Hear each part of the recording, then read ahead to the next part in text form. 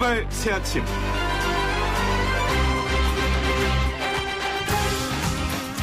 며칠 전 이명박 전 대통령에 대한 항소심에서 1심보다 2년 늘어난 17년의 실형이 선고됐죠.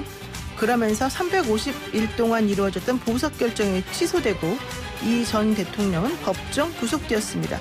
그런데 이 전 대통령이 변호인단이 항소심 보석 취소 결정에 대해서 재항고를 하자 재판부에서는 변호인단의 재항고가 맞는지 아닌지 결정할 때까지 일단은 이 전 대통령을 풀어주기로 결정한 겁니다. 이 결정 상당히 이상합니다. 더욱이 위 결정에서는요, 이러한 이 전 대통령의 주거를 현재 살고 있는 동네로 하는 것 외에는 아무런 조건을 붙이지 않았기 때문에 오히려 이 전 대통령은 항소심 선고 전보다도 훨씬 자유로운 상태가 됐습니다. 결국 이명박 전 대통령은 석방된 겁니다. 사법정의라는 미스테리 참으로 오묘하고 기묘하다. 그리고 정말로 이상하다. 이런 생각이 드네요. 따뜻하고 상식적인 보통 지식인 노영희 변호사가 진행하는 YTN 라디오 노영희 출발 새 아침. 어쨌든 지금부터 시작해 보겠습니다.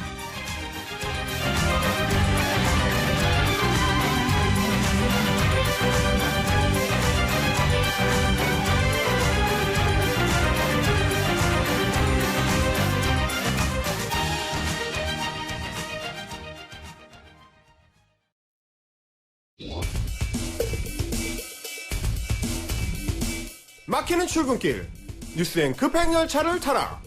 헬마 뉴스. 네, 매일 아침 청취자 여러분의 속을 시원하게 뚫어드리는 시간, 오늘도 헬마 뉴스 함께하겠습니다. 헬마우스 임경빈 작가 스튜디오에 나가겠습니다. 안녕하세요. 안녕하세요, 헬마우스입니다. 네, 코로나19 국내 확진자가 1,000명에 육박했다는 소식 가져오셨죠? 예, 어제 이제 신규 확진자가 144명이 늘어나면서 총 997명으로 증가했습니다. 국내 사망자는 지금 11명이 됐고요. 치료를 받는 환자 가운데서 6명이 지금 기계호흡 치료를 받고 있는 위중한 상태고, 그리고 14명은 산소 치료를 받는 중증 상태이기 때문에 앞으로 이제 사망자가 더 늘어날 수 있을 것 같아서 좀 걱정이 되긴 합니다. 위중한 환자 가운데 2명, 그리고 이제 중증 환자 가운데 10명이 청도 대남병원의 환자고요. 대남병원에서의 그 코로나 전염 확진이 늦어진 게 결국 이렇게 계속 뼈아픈 대목으로 남아 있습니다. 네, 그동안 신천지에서 계속해서 협조를 잘 안 하다가 협조하겠다고 말은 하긴 했고요. 결국 어제 신천지 신도들의 명단을 확보했다는 소식이 들었네요. 예, 일단 그 중앙재난안전대책본부에서는 이제 신천지 측으로부터 전체 신도의 명단을 확보를 했습니다. 21만 2천 명 규모. 네. 전체 명단을 제공을 받았다고 하고요. 이들 중에서 지금 이제 고위험군에 속하는 사람들에 대한 검사를 일단 시작을 했고, 전체 신도를 조사해 나갈 예정입니다.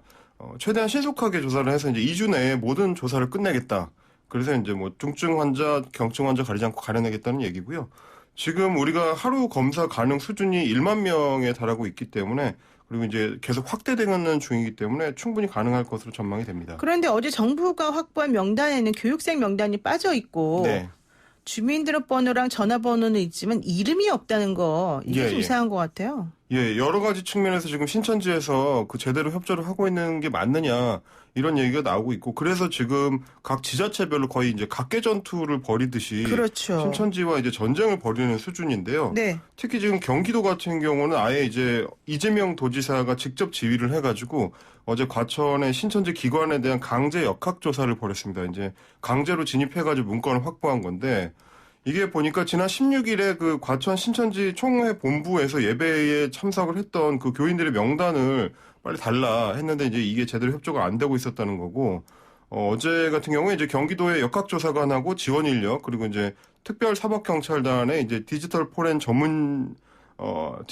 전문가까지 이제 동원을 해가지고 6시간 만에 신도 4만 3천 명의 명단을 확보를 했다고 합니다. 지자체 차원에서 이제 행정력을 직접 동원을 해가지고 종교시설을 강제 조사하는 거, 이거 굉장히 좀 이례적인 일인데, 네. 당장 검찰만 해도 이제 압수수색이나 이런 거는 아직까지는 검토하지 않고 있다고 하니까요. 근데 그만큼 신천지 신도들의 명단을 확보하는 게 지금 급한 상황이고, 또 협조는 제대로 되지 않고 있는 그런 때문입니다. 네, 어쨌든 이재명 도지사가 저는 잘했다고 개인적으로 생각하지만, 예. 신천지 신도분들도 좀 협조를 했으면 좋겠다, 이런 생각이 드네요. 예, 어제 이제 경기도 얘기도 들어보니까 지난번에 이제 대구 예배에 참석해서 확진을 받은 신자가 신천지 쪽에서 제공한 명단에는 없었다. 이제 이런 설명이거든요. 그러니까 원본을 이제 제대로 확보를 해야 좀 검사를 제대로 할 수 있을 텐데 제대로 좀 협조를 좀 해줬으면 좋겠다 이런 생각이 듭니다. 네, 그리고 뭐 대구에 갔던 사람도 아니다 이렇게 막 거짓말도 했다고 그러고. 예, 용인의 확진자 같은 경우도 이제 휴대폰 추적을 통해서 이제 드러난 그런 경우죠. 네, 제발 이기적인 생각을 거두시고 협조를 했으면 좋겠습니다. 자, 두 번째 소식은 뭡니까? 어제 이제 이만희 신천지 총회장의 친형의 사망에 관련된 소식이 눈길을 좀 끌었습니다. 네. 이분 같은 경우에 이제 경북 청도의 대남병원에서 지난달 말에 이제 숨지면서 그 장례식에 신천지 간부들이 대거 모인 거, 그래서 그게 혹시 집단 감염의 시작이 아니냐 이런 이제 추정이 나오고 있는 상황인데 어제 전해진 소식에는 그 친형이 숨지기 전에 폐렴을 앓은 것으로 전해져서 급성 폐렴을 앓은 것으로 전해지면서 화제가 된 겁니다. 혹시 코로나19에 걸렸던 거 아니냐 이런 의혹이 커지는 겁니다. 네, 사실 저도 그래서 제 SNS에다 이걸 썼는데 네. 홍콩에서 언론들이 보도를 했어요. 예. 신천지 신도들이 작년 12월까지 우한에서 포교 활동을 매우 적극적으로 했었다. 예, 예. 그리고 난 다음에 이만희 씨의 그 형이 급성폐렴에 걸려서 병원에 입원했기 때문에 네. 그 연결 관계가 조금 집중적으로 해부돼야 되는 거 아니냐 이런 얘기 나오죠. 특히 그 이제 시기를 앞뒤로 둘러싸고 굉장히 좀 많은 의혹이 나오고 맞습니다. 있습니다. 그 당시에 이제 연말과 이제 이 올해 초만 해도 중국 내의 어떤 SNS를 통해서 신천지라는 그 당시 표현으로는 이제 사교죠. 이제 네. 사교들이 포교 활동을 벌이고 있다. 이런 얘기들이 많이 퍼졌었는데 그 뒤에 혹시 옮긴 거 아니야? 이제 이런 의혹인데요. 네. 그래서 좀 이게 내용을 보니까 신천지 관계자에 따르면 사망 당시에 부검을 하지는 않아가지고 이게 바이러스 감염으로 인한 폐렴인지 여부는 이제 확인이 되지는 않았다고 합니다. 네. 근데 어제 연합뉴스에서 이제 이 씨의 폐 영상, CT 영상을 확인을 했던 그 방지환 중앙감염병 병원 운영센터장을 인터뷰를 했는데 이분 같은 경우는 코로나19와의 관련성은 낮은 것 같다. 이제 이런 내용을 얘기를 했고요. 네. 물론 이제 개인적 의견이다. 이걸 전제로 하긴 했는데 CT상으로는 전형적으로 오랫동안 누워 있었던 그 노인, 그러니까 오래 알아왔던 노인의 그 흡인성 폐렴 또는 뭐 세균에 의한 기관지 폐렴으로 보인다.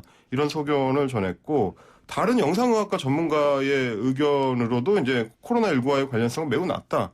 뭐 이런 의견을 또 전달하기도 했습니다. 네, 어쨌든 정확하지는 않고 예, 중요한 거는 부검이 이루어지지 않았고 그렇습니다. 그래서 지금 우리가 추측해서 얘기하는 것이기 때문에 확실히 말할 수는 없다. 예. 그러나 뭔가 찜찜하다 이런 예. 얘기네요. 자, 근데 그런데 사실 이런 것도 예. 그 이만희 씨의 지금 행적이 묘연하기 때문에 계속 나오는 문제인 그렇습니다. 건데 지금 편지만 2차례 공개를 하고 별다른 행적이 드러나지 않고 있습니다. 일각에서는 혹시 이만희 씨 본인이 감염이 돼서 그런 거 아니냐, 숨기고 있는 거 아니냐, 이제 이런 추측까지 나돌고 있는데 이만희 씨도 당시 이제 대남병원 장례식 참석자였기 때문에 사실은 검사를 받아야 됩니다. 네. 근데 이제 아직까지는 신변이 확보되지가 못하고 있는 상태라서 이게 좀 앞으로도 좀 주목을 해봐야 될 것 같습니다. 그러니까 이만희 씨가 뭐 장례식 참석한 것도 문제지만 사실은 우한에서 적극 포교 활동을 했던 본인의 신도들하고 직접적으로 접촉을 많이 했을 거 아니에요. 그렇죠. 직접 교류를 했을 가능성이 높죠. 그러니까 그런 부분에 있어서는 본인 스스로의 건강을 위해서도 좀 나타나서 좀 진단을 받아봐야 되는 거 아닌가 생각이 맞습니다. 들어요. 그래서 지금 31번 환자 이후에 신천지 계열의 이제 확진자들의 진짜 1차 감염원이 어디냐를 네. 아직도 못 찾고 있기 때문에 그 문제를 해결하기 위해서도 좀 제대로 행적이 드러나야 될 것 같습니다. 네. 세 번째 소식은 뭡니까? 자, 어제 제가 이제 이탈리아와 이란에서의 확진자 증가 소식을 전해드렸는데 확산세가 점점 더 심상치 않은 분위기로 가고 있습니다. 이탈리아는 확진자가 또다시 증가해서 322명을 돌파했고요. 사망자만 11명이 됐습니다. 지난 21일에 이탈리아의 확진자가 3명이었으니까 불과 닷새 만에 100배가 된 거고요. 이란 같은 경우도 역시 이제 90명을 넘어서서 100명에 육박하고 있는 상황이고 문제는 이제 이 나라들이 새로운 확산의 중심 국가가 되고 있다. 이런 얘기입니다. 네, 그렇군요. 이 나라들을 중심으로 주변국에 이게 또 빨리빨리 퍼져나가고 있는 것 같기도 하다. 예, 어제 이제 이탈리아 주변국에서 추가 확진자가 속속 나왔습니다. 스위스, 크로아티아, 오스트리아에서 처음으로 이제 확진자가 나왔고요. 네. 스페인에서도 확진자가 나왔는데 특이하게 이제 스페인 본토뿐만이 아니고 서아프리카의 바다에 멀리 떨어져 있는 그 스페인령 까나리아 제도 여기서도 확진자가 나왔습니다. 그러니까 여기에 여행을 갔던 이탈리아인이 현지에서 확진을 받은 건데 어제 중국인 입국 금지 조치라는 게 그 별 의미가 없다 이런 증거다라고 이탈리아 사례를 들었었는데 서아프리카에 있는 스페인 영토에서 확진자가 나오고 있는 이런 상황. 이게 그야말로 이제 국경 차단이 얼마나 허망한 기대인지 이걸 보여주는 건데 어제 그 미국 매체인 복스에서 의학 전문 기자의 글이 실렸습니다. 근데 제목이 뭐냐면 코로나 바이러스와 같은 질병에 대한 여행 금지에 대한 증거 그것들은 작동하지 않는다. 이런 제목입니다. 그러면서 부제도 굉장히 의미심장한데 그거는 공중보건 정책이 아니라 정치적인 쇼다. 이런 얘기를 지금 해외 매체를 중심으로 많이 나오고 있습니다. 근데 그러다 보니까 북한이 그동안에 확진자 한 명도 없다고 했었지만 사실 그게 아니었다 이런 얘기까지 나오더라고요. 예, 그런 우려가 커지고 있습니다. 일찍부터 사실 중국과의 국경은 물론이고 아예 이제 공항을 북한은 막아버렸었는데 이걸 이제 소위 밀봉 전략이라고 하죠. 아예 이제 꽁꽁 막아버리는 거. 네. 근데 이미 닫아 걸던 시점에는 늦었었다라는 얘기가 나오고 있습니다. 북한은 중국하고 워낙 밀접하게 교류를 했었기 때문에 지난달 23일에 중국이 우한을 인식을 하고 본격 조치를 취하기 전에 이미 많은 저증상 감염자들이 북한으로 들어갔다. 그래서 이제 다만 북한 당국이 체제가 흔들릴 걸 우려해서 확진자 0명이다라고 계속 우기고 있다라는 게 이제 소식통들의 전언입니다. 네, 그렇군요. 계속해서 안 좋은 소식만 들으니까 정말 가뭄의 단비 같은 소식이 필요해요. 네. 필요해요. 하나 드리겠습니다. 네. 예, 가슴 따뜻해지는 혼란 소식인데요. 경북대 병원에서 인턴 의사들이 진료 업무에 빨리 복귀시켜달라. 아, 세상에. 이런 문자를 보냈다는 얘기입니다. 경북대 인턴 의사 48명 중에서 13명이 코로나19 확진자와의 접촉을 이유로 지금 자가격리 조치 중인데, 인턴 대표인 김영호 씨가 교수한테 문자를 보내서 무증상인 인턴들은 격리를 조금 빨리 해제를 해달라 이런 요청을 했다고 합니다. 아니 이렇게 정말 스스로 사지에 들어가서 예. 뭔가 좀 히포크라테스 선서에 의한 그런 일을 하겠다는 뜻인데 예. 정말 너무 훌륭하신 분들 아니에요, 이분들? 그렇죠. 이제 경북대 응급실의 이미진 과장도 비슷한 얘기를 했는데 지금 다른 의사들도 며칠째 라면만 먹고 일하는 중이라서 이런 인터넷 문자를 보고 힘이 솟았다 이런 얘기고요.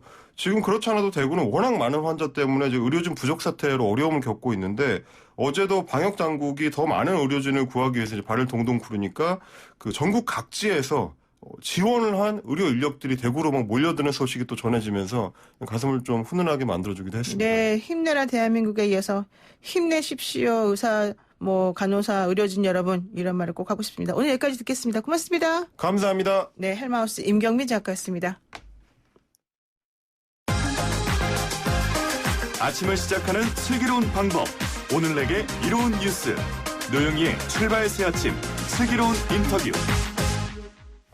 코로나19 확진자 수가 무섭게 늘어나면서 어제는 당정청, 여당과 정부, 청와대가 모여 대책을 논의하기도 했습니다.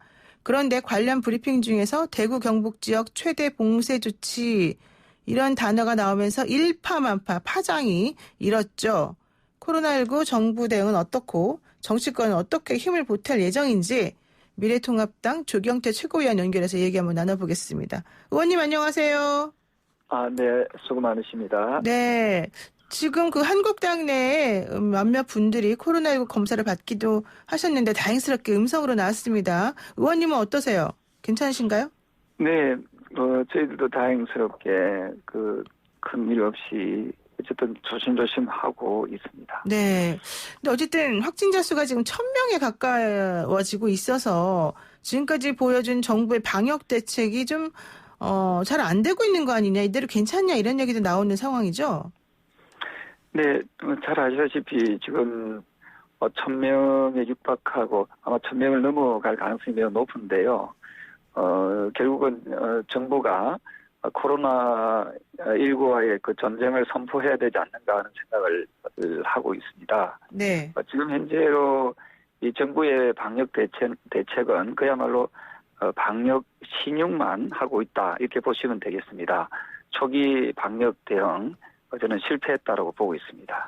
근데 방역 대책 신용만 한다는 건 좀 너무 섭섭할 것 같아요. 그동안에 의료진들이나 이런 분들 매우 고생하셨잖아요. 의료진을 이야기하는 게 아니고요. 네. 제가 정부를 얘기하는 겁니다.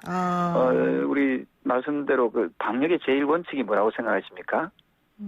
미리 막는 거 이런 건가요? 그렇죠. 방역의 제일 원칙은 네. 감염원에 대한 전면 차단이 제일 원칙입니다. 네. 근데 지금 코로나19의 발원지가 중국이지 않습니까? 네. 따라서 바이러스의 유입을 다른 나라들처럼 적극적으로 차단하려고 노력을 했어야 되는데 네. 정부는 그 신용조차도 제대로 하지 못했다. 어쩌면 신용만 했다 하는 그런 비판에서 벗어날 수 없다. 저는 그래 보고 있습니다. 아, 그러니까 근본적 원인이 중국이기 때문에 중국 쪽에 대해서 뭔가 입국 조치를 하든지 이런 걸 해야 되는데 안 하고 있으니까 그게 문제다 이렇게 보시는군요. 지금 최근까지 저희들이 그 조사해 본 바에 의하면은 언론에서도 많은 그 지적이 있었습니다만은 중국에 대한 그 강력한 그 조치, 즉 입국 금지를 시킨 나라들은 네. 지금 상당히 안정적으로 이 코로나19에 대한 관리가 되고 있거든요. 네. 비근한 예가 러시아 같은 경우에는 2명 정도에서 지금 거의 멈추고 있고요. 그리고 몽골은 아예 그냥 코로나 확진자가 한 명도 나타나지 않고 있습니다. 네. 이러듯이 그 외국에서는 이 코로나19에 대해서 상당히 그 방역을 잘하고 있다고 보고 있습니다만 우리나라는 이 너무 안이한 생각, 또 뒷북 정책을 펴면서 결국은 우리 국민들에게 매우 그 위기 상황으로 지금 이 정부가 몰고 있다 이렇게 보고 있습니다. 네. 그리고 진짜 어제 얘기됐던 것 중에 하나가 대구 경북 지역을 감염병 특별관리지역으로 지정을 해서 통상의 차단 조치를 넘는 최대한의 봉쇄 조치를 시행하겠다. 이제 이 말 때문에 사실 어제 하루 종일 문제가 됐었습니다. 이 말이 어떤 문제가 있다고 보시는 겁니까? 잘 아시다시피 봉쇄의 그 사전적 의미를 찾아보면은 굳게 막아버리거나 잠근다는 그런 뜻이지 않습니까? 강한 억제의 뜻을 가지고 있습니다. 네. 대구 시민들이 분노하는 그 이유는 결국 감염원의 차단을 하지 않고, 즉 중국에 대한 차단을 하지 않고 이 자국민에 대해서 이런 식으로 하다 보니까 그 분노가 하늘을 찌르고 있습니다. 결국은 문재인 대통령이 한 말이 기억이 납니다. 중국의 어려움이 우리의 어려움이라고 이야기하지 않았습니까? 네. 결국 중국 때문에 우리나라가, 우리 국민이 진짜 어렵게 돼버렸습니다. 그렇군요. 그런데 사실 뭐 꼭 중국에서 들어와서 우리에게 문제가 되기보다는 우리가 중국을 갔다 와서 문제가 된다 이런 얘기가 더 많아서 이 부분도 확실한지 아닌지 뭐 좀 잘 모르겠다 이런 얘기도 나오긴 하더라고요. 정말 이 정부는, 또 정부 관계자는 남 탓을 하는 것이 매우 질이 더럽다 이런 보고 있거든요. 버릇이 네. 더럽다라고 보고 있습니다. 사실은 다른 나라까지는 말씀드렸던 대로 중국을 초기부터 차단했던 나라들은 상당히 안정적으로 관리가 되고 있다라고 말씀드리지 않았습니까? 네. 결국 우리나라도 초기에 중국에 대한 입국을 금지시켰으면은 아마도 우리 많은 국민들이 코로나19에 대한 경각심을 또 지금보다 훨씬 더 많이 가졌을 거고요. 네. 또한 대책도 방역도 상당히 엄격하게 이루어졌을 거라고 생각을 합니다. 근데 최근까지만 해도 우리 국민들께서 그러한 부분에 대해서 상당히 좀 느슨할 수밖에 없게 된 부분은 좀 정부의 방역 정책에 상당히 문제가 있었다. 저는 그렇게 보고 있는 겁니다. 네. 그런데 이제 어제 당정청 협의회에서 신천지 폐쇄도 검토해야 된다 이런 의견도 나왔다고 하던데 의원님께서는 신천지 문제는 어떻게 생각하세요? 그러면? 저는 정부의 잘못된 정책, 즉 중국에 대한 입국 금지 조치를 제대로 펴지 못한 상태에서 특정 종교, 특정 집단에 대해서 이 탓만하는 듯한 그런 느낌을 주는 것은 저는 이 역시도 저는 책임을 회피한다는 그런 오해를 살 수 있다 이렇게 보고 있거든요. 따라서 저는 특정 종교 탓으로만 돌림으로써 국민적 어떤 분열 갈등을 일으킬 수 있기 때문에 이런 부분에 대해서도 상당히 좀 신중해야 된다라는 생각이고요. 다만 신천지에서도 적극적으로 협조할 수 있도록 저는 적극적인 유도도 필요하다 이렇게 보고 있습니다. 네, 특정 종교에 대해서만 탓을 하면 안 된다 이렇게 보신다. 그렇군요.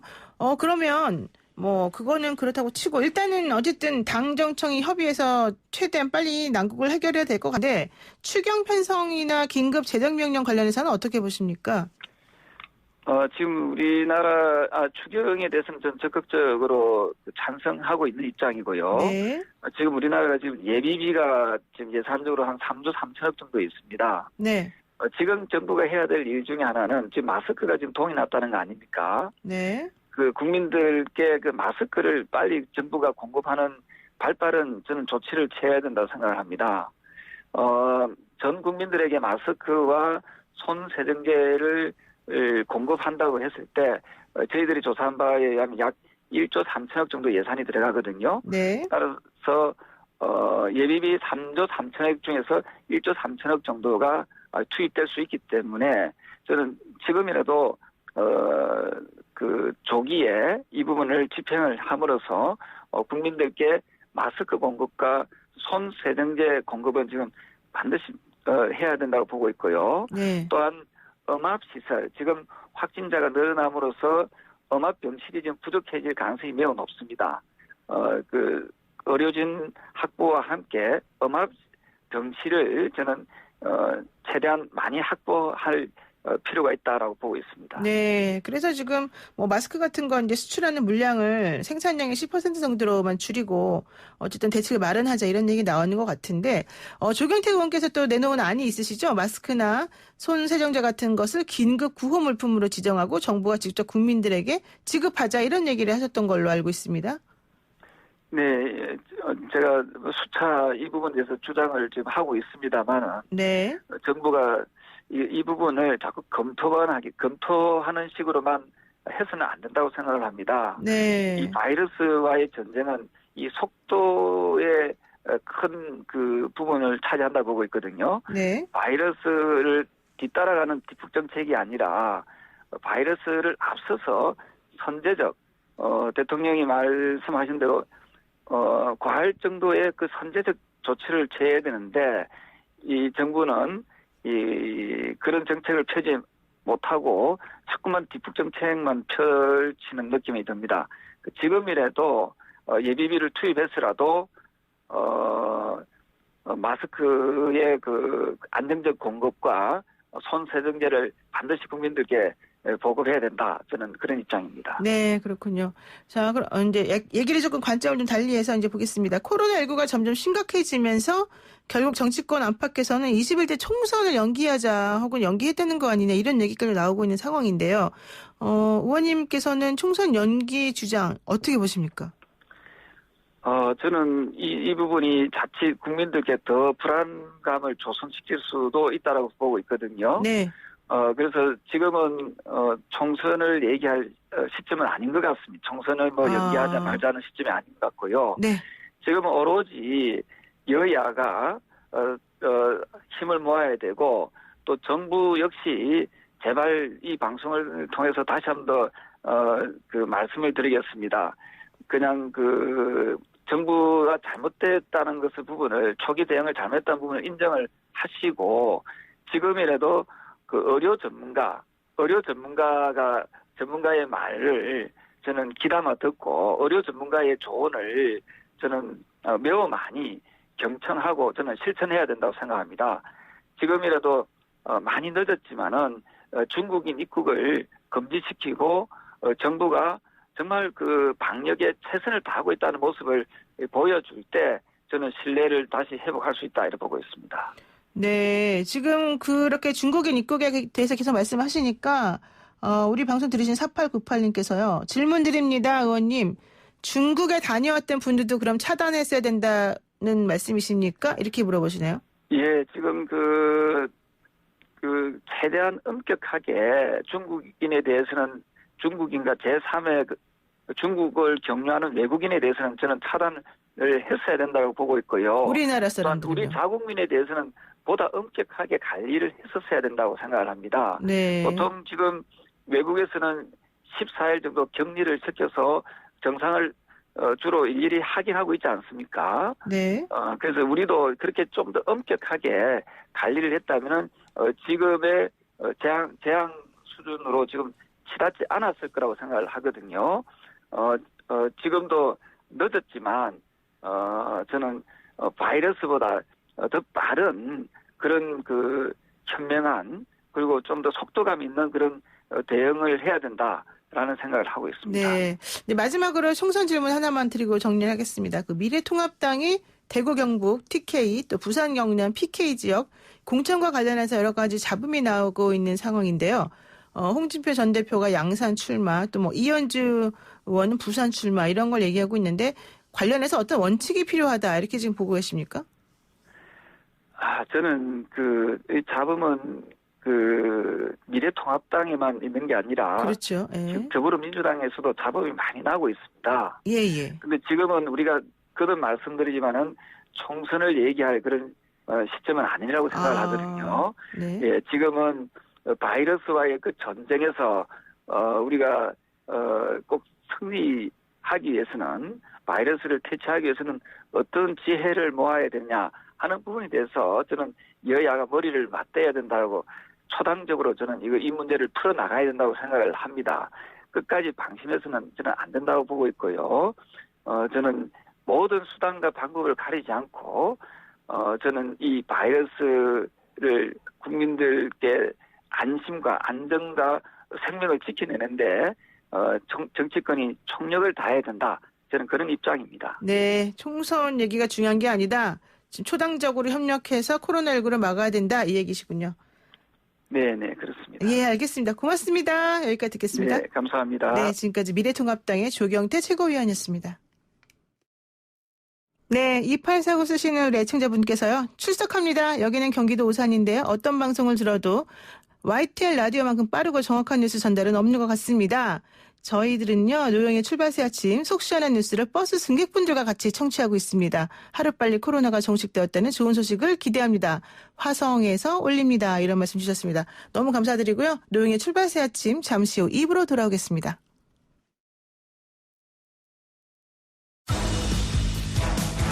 친절한 시사, 시원한 통찰, 노영희의 출발 새 아침, 슬기로운 인터뷰.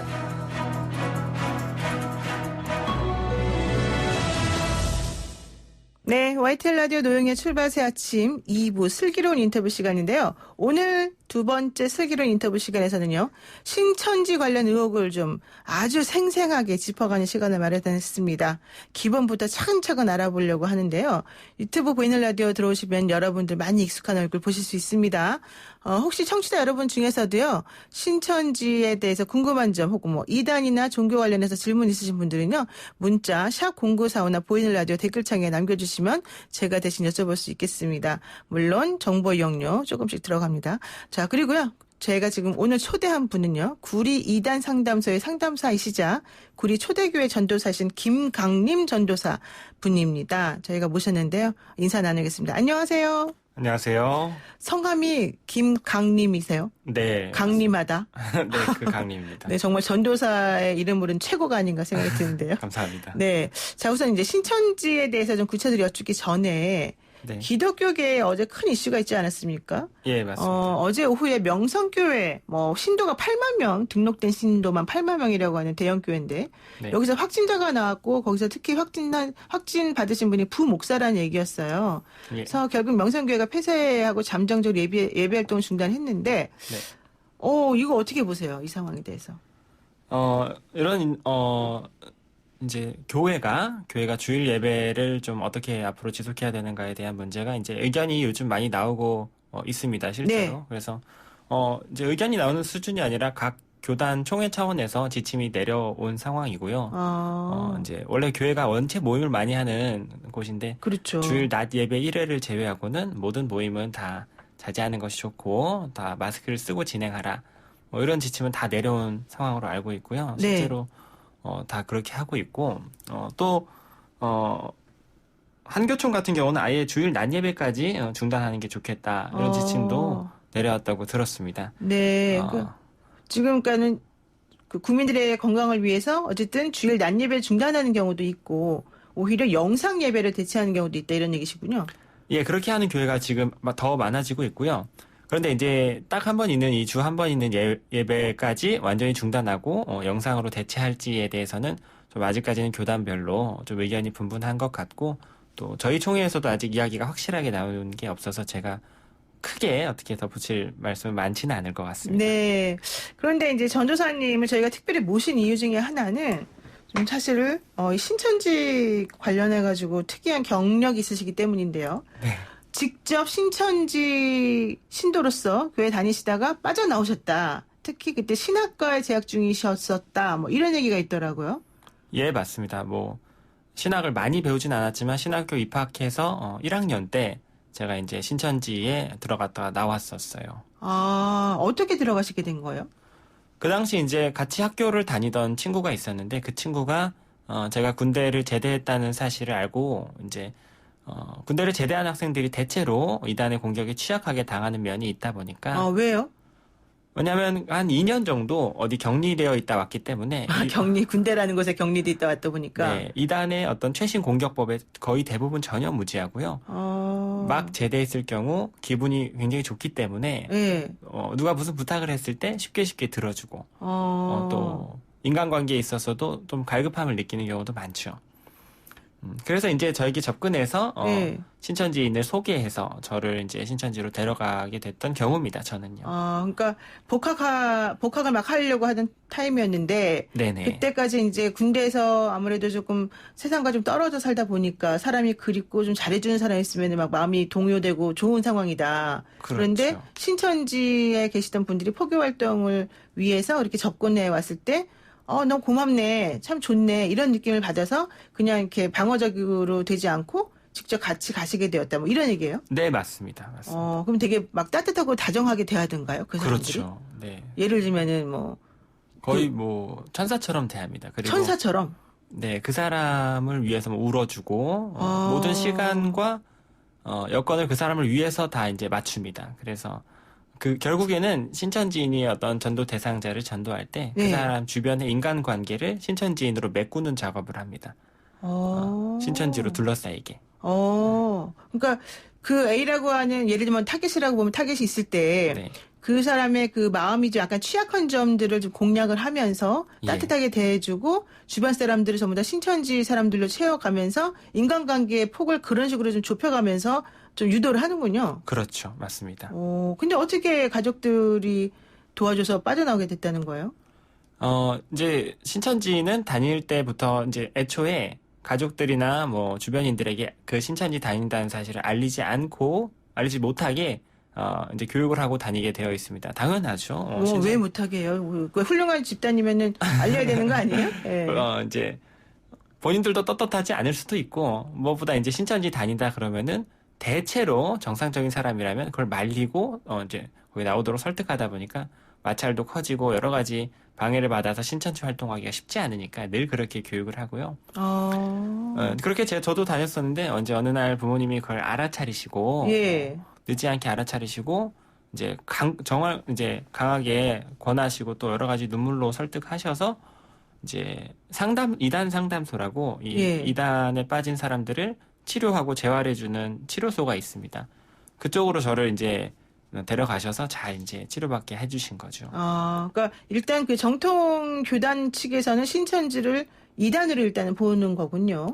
그렇죠. 이단을 넘어서서 사이비 종교라고 봅니다. 왜 그래요? 이단하고 뭐 정통 종교랑 뭐 좀 구분하는 기준 같은 게 있는 거예요? 네, 여러 가지 이제 시간상 다 설명해 드릴 수는 없겠지만 성경 해석관에서 네. 이제 크게 정통 교리에서 차이가 나면은 극단적으로 잘못된 방향으로 가면은 이단이라고 이제 봅니다. 여러 가지 이단도 보는 단계가 있는데요. 네. 신천지는 그 중에서도 정말 극단적인 이단입니다. 그러니까는 지금 우리 전도사님도 그 상담을 통해서 얘기를 들어보니까 신천지 여기 계속 다니면 안 되겠구나라는 생각이 들었고 그래서 결과적으로 가족의 도움을 받고 빠져나오게 됐다. 예, 맞습니다. 어쨌든 신천지 교회를 그러면 그동안 나가신 기간이 한 8개월 정도라고 제가 들었는데요. 네. 신천지를 중심으로 지금 문제가 되고 있는 게 요즘의 코로나 사태이고 네. 그 신천지에서 하고 있는 독특한 포교 방식이 문제다라는 얘기를 하고 있지 않습니까? 네, 맞습니다. 이 부분은 어떻게 지금 보고 계십니까?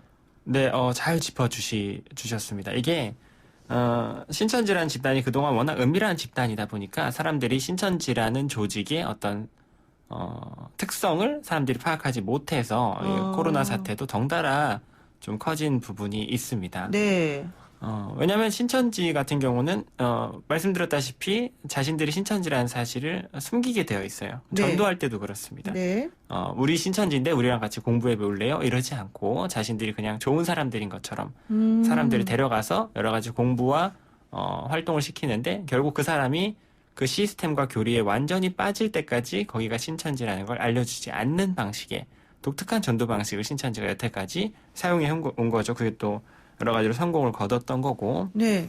그러다 보니까 이 코로나 바이러스 사태가 딱 터졌을 때 신천지 입장에서는 여러 가지 동선이라거나 자신들의 정보를 노출하는 것에 좀 꺼려했던 거죠. 원체 조직의 생리가 폐쇄적이다 보니까.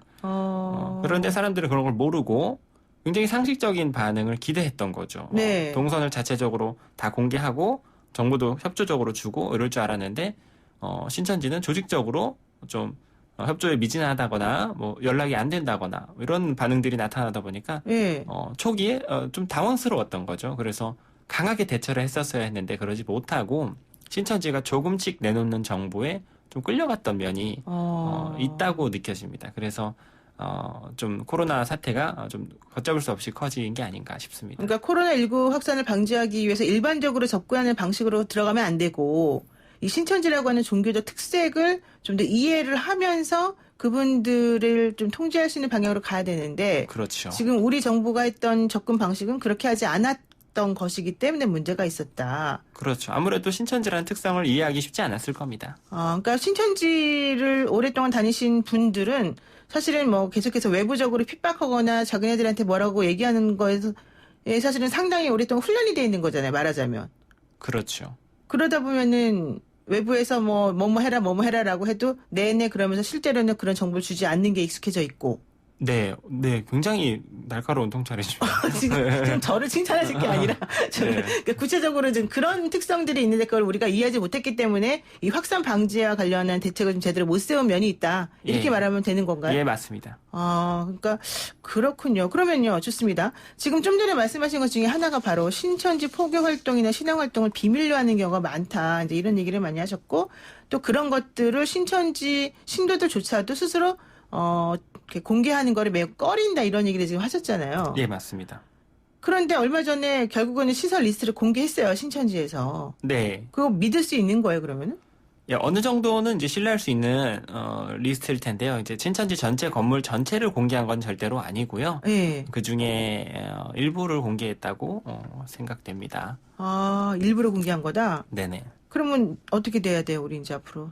더 전방위적인 압박 가능한 법이 가능한 내에서 좀 뭐 압수수색을 해서라도 한시바삐 그 신천지가 어떻게 해서든지 숨기고 있는 마지막 최후의 보루 그 건물들을 빨리 알아내야만 이 감염을 더 원천적으로 막을 수 있겠죠.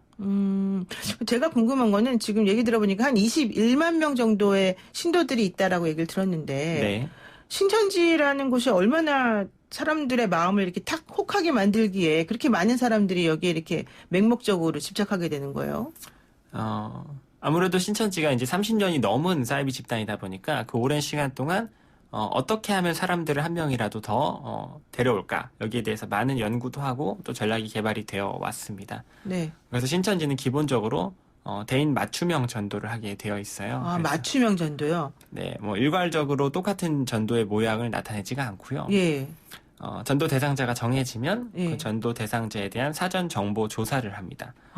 그 사람의 취미나 뭐 고민이 있는지 여러 가지 조사를 해서 그 사람에게 적합한 아이템, 뭐 미술이면 미술, 음악이면 음악, 스포츠면 스포츠 이런 것들을 전문가들이 서로 연습하고 훈련해서 팀 단위로 그 사람에게 접근해서 그 사람과 인간관계를 쌓고 시작하는데 그것도 그 접근하는 사람들도 여러 가지 멘트나 행동 강령 같은 것도 자기들끼리 연습하고 훈련도 받고 접근합니다. 그러니까 이런 식의 제가 뭐 다 설명해 드리긴 어렵지만 상상 이상의 공을 들여서 사람들을 신천지로 데려가기 때문에 네.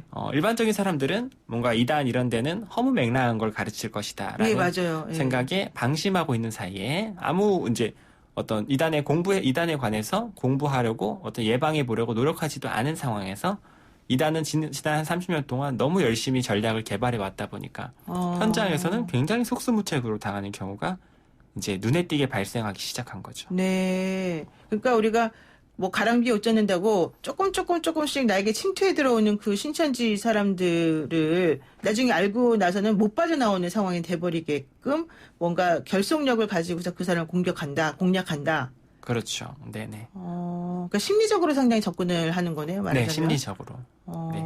나중에는 결국 그 집단이 자기가 이렇게 함께하고 재미있게 배웠던 것이 네. 신천지라는 사실을 알게 돼도 결국 도망가거나 빠져나가지 못하게끔 심리적으로 결속하는 장치들이 마련이 되어 있습니다. 그럼 오히려 처음에는 좀 방어적으로 나왔던 사람이라도 나한테 이렇게 잘해준 사람이 알고 봤더니 신천지였다. 이걸 다 깨닫고 난 다음에는 거기서 빠져나오는 노력을 하기보다는 이렇게 잘못 알려져 있으니까 내가 정말 신천지를 좀 더 사람들에게 많이 알려줘야 되겠다. 제대로. 이런 마음을 가지게 되겠네요. 오히려.